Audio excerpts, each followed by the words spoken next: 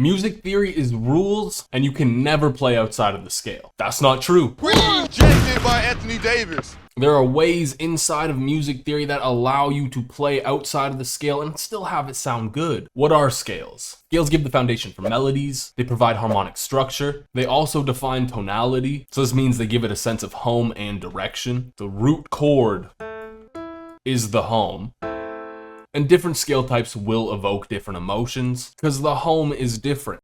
For example, an A major chord sounds happier than an A minor chord. So an A major scale is going to sound happier because that is the direction it's getting from the scale. So basically, scales are the building blocks. They give you that structure and they help you figure out where you're trying to go. And if you want to be a little bit disruptive, you can go outside of those scales. You're probably wondering, how do you go outside of the scale and still have it sound good? Yuck. It's pretty easy. The first way is called modulation, and pretty much that just means transitioning smoothly with a common chord, or it means shifting directly to a new key. So it's kind of like changing the mood just to keep things a little bit more interesting. So it's really good for creating variety and having dynamic shifts in your music. So pretty much we are just switching over from the C major to the G major, and we have the G major here as our pivot chord because it's in the scale of C. And immediately after we switch scales, so we're no longer playing notes that are in our original scale. And yes, this is technically playing out of scale. Next up, we got Chromaticism. This is what all the edgy producers use, and pretty much it's just adding in a note that's not in the original scale, and it's usually just a half step away. And you do this by putting in notes that have small step-by-step movements outside of the key.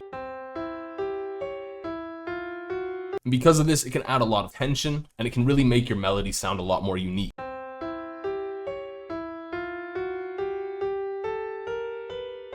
That's sick. So you can see here we have these notes that are out of key. Most of them are moving by step. This one would be moving by step, but I just moved it up an octave. And as such, these would be passing tones. And that just means connecting two chord tones by stepping up or down.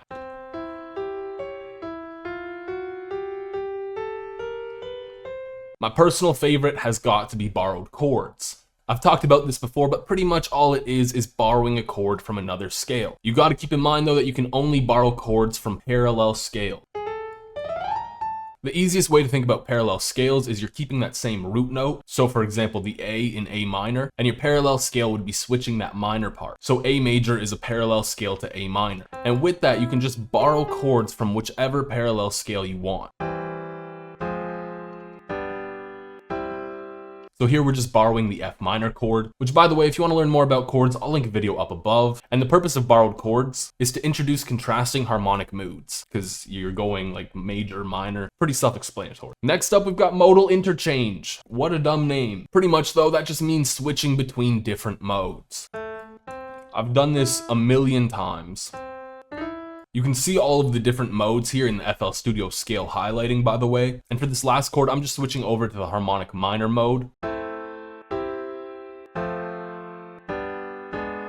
And this lets us explore a lot of different tones from our original scale, like having that diminished tension going right back from the 7th to the 1. I'm a nerd. Next up, we got tonicization. Tonicization, I think that's how it's pronounced. Really simple, but all it is treating a different chord other than the tonic, and that just means the first chord of the scale as the tonic. So by inserting this D major chord here, which is the 5th of the G major scale, we can briefly tonicize the G major. Now, some of the really cool stuff would be polytonality. Pretty much it's just using two scales at the same time. This one's a little complicated to show, because usually it's spread across two instruments. So our first instrument would be down here playing nothing but chords from C major. And then we have our second instrument that's in the scale of G major. And to do this, you will need to handle the multiple tonal centers and ensure that there's some coherence between the two.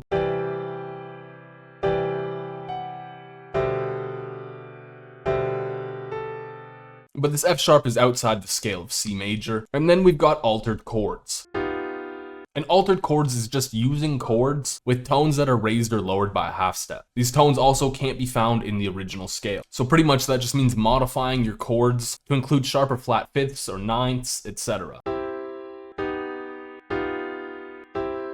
Now, and this just adds tension and sophistication to your chord progression, and it can help mix things up a little bit. If there's any other music theory you want me to talk about, make sure you let me know down in the comments, and while you're down there, don't forget to leave a like and subscribe. That's the video.